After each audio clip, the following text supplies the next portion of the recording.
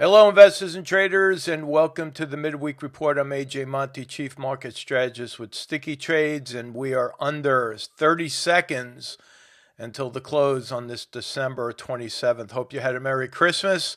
We still have a couple of days left, and there it is. There's the close.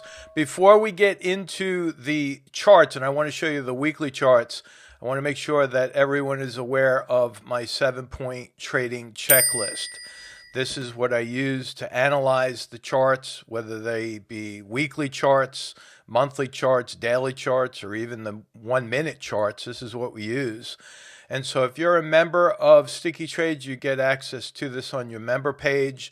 And then every Wednesday from 6 to 7 p.m., I analyze at least 50 stocks during that hour using the 7-point trading checklist. So tonight is the night. Looking forward to speaking with all of you there. So let's go to the charts. We have right there is a weekly chart of the diamonds. I want to show you this weekly chart because look what we have here. 9 green candles in a row. Again, taking out that trading checklist that's known as a stale green light. We have not seen that in years. That's number one. Number two, we have this wide divergence from that moving average, the widest it's been in years. We have a drop in volume, but that's to be expected with a shortened holiday week. But look down below. As the Dow closed higher today, the CCI is going down, and the stochastic is starting to hinge lower. Those are all very negative signs. So for the downside, I don't even have to go to my daily chart, but I'll show you anyway. My downside targets are still in place for DIA 365.10. I still think they're going to try to push every ounce of the bulls into the market right up until the end of this week and the first 2 trading days of next week. And then I think we're going to see some pretty interesting profit taking, to say the least. Now, if we go to IWM, right here, same targets still in place, not moved. You know, people ask me, why am I not adjusting my targets? Well, those are targets. They're not anything but targets. It's like any fundamental analyst. They put a price target out. They don't usually move them up. Sometimes they'll move them lower, but not necessarily every single week. So I don't have to do that. My downside target on IWM is 192.94. But again, look at this weekly chart. Pretty incredible. We're right at this key resistance area right from the highs back in August of 2022.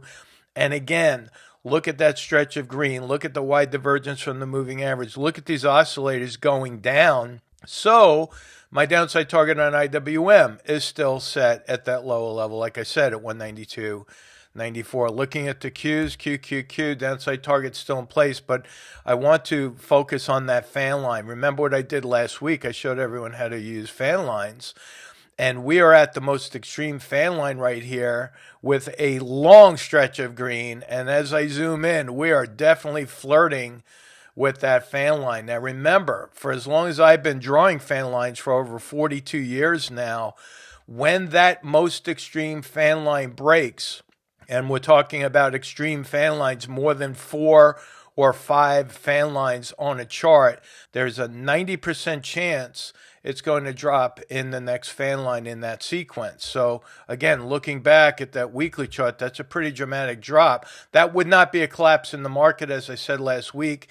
However, if this fan line breaks right here, right around 395 or so, then there's an 80% chance we could drop on the Qs down to the 300 level. So that would be obviously much more significant on the Qs. So that downside target is still in place right there at 405.86. Finally, let's take a look at SPY.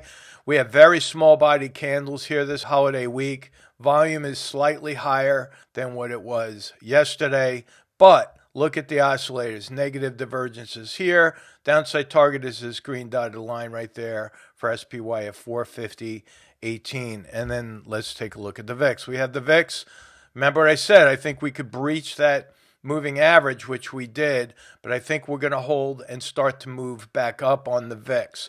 My ultimate upside target here is $18.11, and then we'll have to see whether or not we break out over that level of resistance. Now, I have been tracking SLV for you folks out there that have been following my trades.